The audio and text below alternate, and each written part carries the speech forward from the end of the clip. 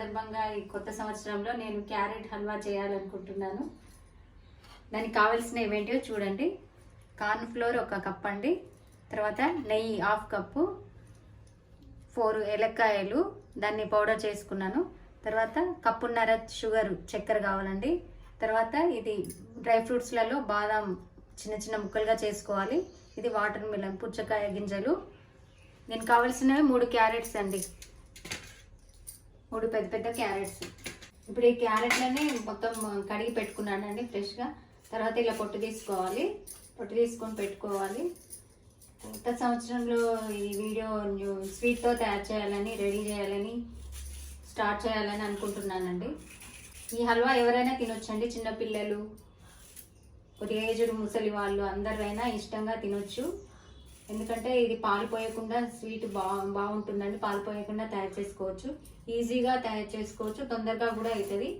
ఎవరైనా మన ఇంటికి చుట్టాలు వచ్చినప్పుడు వాళ్ళకి ఏదైనా స్వీట్ చేయాలనుకుంటే తొందరగా అయ్యేది మాత్రం క్యారెట్ హల్వా అండి. హెల్త్ కూడా మంచిది, క్యారెట్స్ ఉంటాయి కాబట్టి. ఇప్పుడు ఈ క్యారెట్లని ఇలా చిన్న చిన్న ముక్కలుగా కట్ చేసుకోవాలి. ఈ సైజ్ ముక్కలు అయితే సరిపోతుంది. ఇప్పుడు ఈ క్యారెట్ ముక్కలన్నింటినీ మిక్సీ చేసుకోవాలి. చాలా మెత్తగా చేసుకోవాలండి జ్యూస్ కోసం. జ్యూస్ మెత్తగా రావాలంటే కొన్ని వాటర్ కూడా పోసుకోవాలి, అప్పుడు మెత్తగా జ్యూస్ వస్తుంది.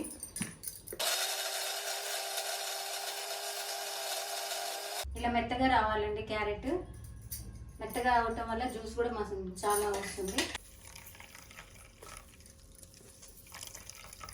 ఆ కార్న్ ఫ్లోర్ క్యారెట్ జ్యూస్లో వేసుకోవాలి. ఇలా ఉండలు లేకుండా కార్న్ ఫ్లోర్ మొత్తం బాగా మిక్స్ చేసుకోవాలండి. క్యారెట్ జ్యూస్లో అస్సలు ఉండలు ఉండకూడదు, బాగా మిక్స్ అయిపోయేలా బాగా కలుపుకోవాలి. ఇష్టమైన వాళ్ళు ఫుడ్ కలర్ కూడా వేసుకోవచ్చండి కొద్దిగా. ఇప్పుడు ఒక ప్యాన్ పెట్టుకొని మందపాటి లోతు అయినది పెట్టుకోవాలండి, పలుచటిది పెట్టుకోవద్దు, ఇట్లా లోతుగా ఉండాలి. దాంట్లో ఇప్పుడు షుగర్ పాకం పడదాము. 1 కప్పు వాటర్ పోసుకొని 1 కప్పున్నర షుగర్ వేసుకోవాలి. చక్కెర కరిగిందాక కొద్దిగా హై ఫ్లేమ్ పెట్టుకొని మళ్ళీ తగ్గించుకోవాలండి.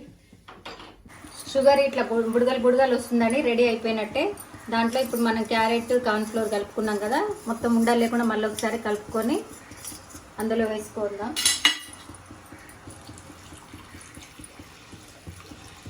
కలుపుతూనే ఉండాలండి, ఉండలు కట్టదు అసలే. స్టవ్ పెంచుకుంటూ తగ్గించుకుంటూ చేసుకోవాలండి, పూర్తిగా మాత్రం ఎక్కియొద్దు. ఇప్పుడు ఇలాచీ పౌడర్ వేసుకోవాలి.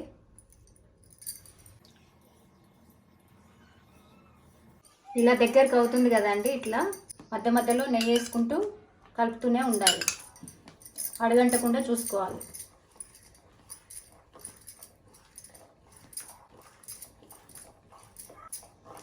నెయ్యి అంతా మళ్ళీ కనబడకుండా ఉంటుంది కదా, మళ్ళీ ఆ టైంలో మళ్ళీ నెయ్యి వేసుకోవాలి.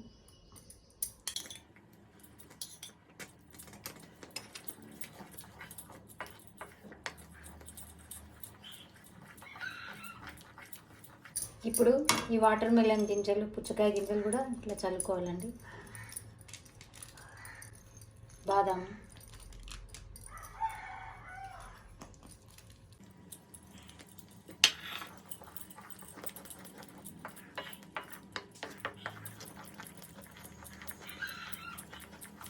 ఇప్పుడు కళాయికి వేరవుతుందండి, ఇట్లా దగ్గరకు అవుతుంది. ఇట్లా సపరేట్ అయిన దాకా నెయ్యి అంతా తేలుతుంది, ఆ టైంలో తీసేయాలి. చూడండి ఇలా దగ్గరికి అయిపోయింది.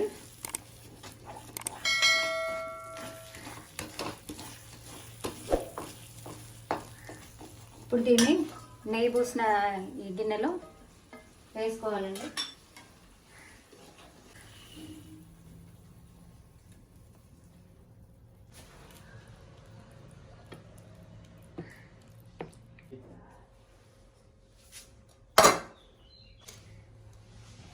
హల్వా ఇలా వచ్చిందండి. దీన్ని ఇప్పుడు ముక్కలు ముక్కలుగా కట్ చేసుకుందాం.